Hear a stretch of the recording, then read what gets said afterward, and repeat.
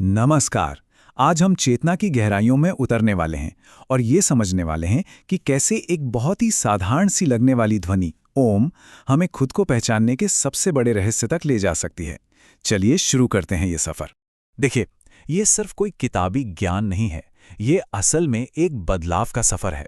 एक ऐसा रास्ता जो हमें मन की रोजमर्रा की जो उथल-पुथल है ना, उससे निकालकर हमारे असली शांत स्वरूप तक ले जाता है। तो हमारी ये यात्रा शुरू कहाँ से होती है? ठीक वहीं से जहां हम सब अभी हैं, यानी हमारे मन की मौजूदा हालत से, जो अक्सर नेगेटिव और भटकाने वाले विचारों से भरी रहती है। योग की भाषा में इन्हीं को वितर्क कहा जाता है। तो सवाल ये है कि ये वितर्क आखिर है क्या? इसे ऐसे समझिए, ये हमारे मन के अंदर की वो नॉन स्टॉप कमेंट्री है, वो चिंताएं, पुरानी बातें, अधूरे काम, जो हमें कभी भी पूरी तरह से शांत होने ही नहीं देते।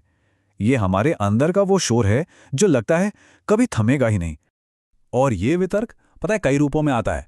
हो सकता है ये किसी के लिए मन में बुरी भावना रखना हो, या किसी बात पर लगातार एक असंतोष महसूस करना, या फिर लालच में डूबे रहना।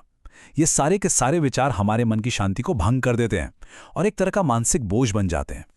और सबसे दिलचस्प बात यह है कि ये जो अंदर का शोर है, ये ऐसे ही नहीं होता, ये हमारी अपनी ही भाषा का इस्तेमाल करता है। हमारे मन में जो भी विचार चलते हैं वो हमारी ही जुबान में, हमारी ही भाषा में होते हैं, जो लगातार एक कह सकते हैं एक मानसिक कोलाहल बनाए रखते हैं। तो ठीक है, अगर वितर्क एक समस्या है तो इसका समाधान क्या है? यहीं पर आती है ओम की पवित्र ध्वनि। एक ऐसी ध्वनि जिसमें मन के इस भाषा वाले शोर को शांत करने की एक अद्भुत, एक गजब की शक्ति है। अब देखिए, इन दोनों ध्वनियों में जमीन आसमान का फर्क है। एक तरफ है वितर्क का शोर जो बिखरा हुआ है, बेचैन करने वाला है, और दूसरी तरफ है ओम का नाद जो पूरी तरह से एकीकृत है, शुद्ध है और हमें एकाग्रता की ओर ले जाता है। ये एक बहुत ही कमाल की मिसाल है। जैसे एक कांटे को निकालने के लिए दूसरे कांटे का इस्तेमाल होता है, ठीक उसी तरह मन के इस भाषा वाले शोर यानी वितर्क को हटाने के लिए हम एक शुद्ध ध्वनि यानी ओम का इस्तेमाल करते हैं। ध्वनि से ही ध्वनि को काटना। तो हमने वाहन की बात तो कर ली, यानी ओम मंत्र की। लेकिन इस रास्ते पर चलने वाला यात्री कौन है? वो है हमारा सच्चा स्वरूप, जिसे हम आत्मा कहते हैं। ये एक बहुत गहरा सवाल है। जरा सोचिए, जब हमारे अंदर ही अंदर ओम का जाप गूंजता है तो उसे जानने वाला या सुनने वाला कौन है? वो कौन है जो इस पूरे अनुभव का साक्षी बन रहा है? देखिए, आत्मा कोई चीज नहीं है या शरीर का कोई अंग नहीं है। ये तो चेतना का सार है। ये जानने की शुद्ध शक्ति है। जो शक्ति उस मंत्र को जान रही है, उसे महसूस कर रही है, वही आत्मा है। ये खुद में एक जागरूकता है। मतलब जब मंत्र का जाप होता है और हम उसे सुनते हैं तो असल में हम अपनी आत्मा से सीधा संपर्क कर रहे होते हैं।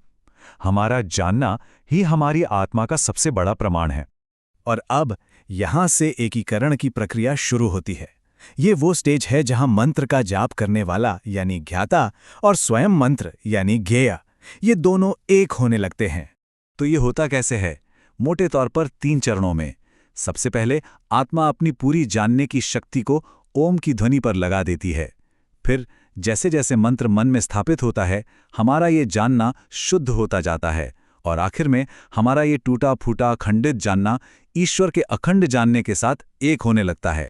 हमारे सामान्य जानने और ईश्वर के जानने में बहुत बड़ा फर्क है। हमारा जानना टूटा फूटा है। हम दुनिया की हजारों चीजों को थोड़ा थोड़ा जानते हैं, जबकि ईश्वर का जानना अखंड है, पूर्ण है।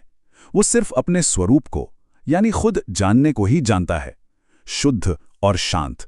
तो ओम का जाप सिर्फ एक प्रैक्टिस नहीं है, ये एक परिवर्तन की प्रक्रिया है। हम जितना इस मंत्र की ध्वनि को जानते हैं, उतना ही हमारा जानना ईश्वर के जानने जैसा अखंड होता जाता है। हम धीरे धीरे परमात्मा में विलीन होने लगते हैं। और अब हम पहुंचते हैं अपनी इस यात्रा के अंतिम पड़ाव पर, उस अवस्था में जहां सारे भेद मिट जाते हैं और सिर्फ परम एकता का अनुभव बाकी रहता है। बस एक पल के लिए कल्पना कीजिए उस क्षण की, जब जानने वाला यानी आत्मा और जानने की जो प्रक्रिया है वो दोनों एक हो जाएं, जब कोई दूसरापन, कोई अलगाव बचे ही नहीं। और तब होती है वो महान घोषणा, अहम ब्रह्मास्मि, मैं ही ब्रह्म हूं, मैं ही परम सत्य हूं।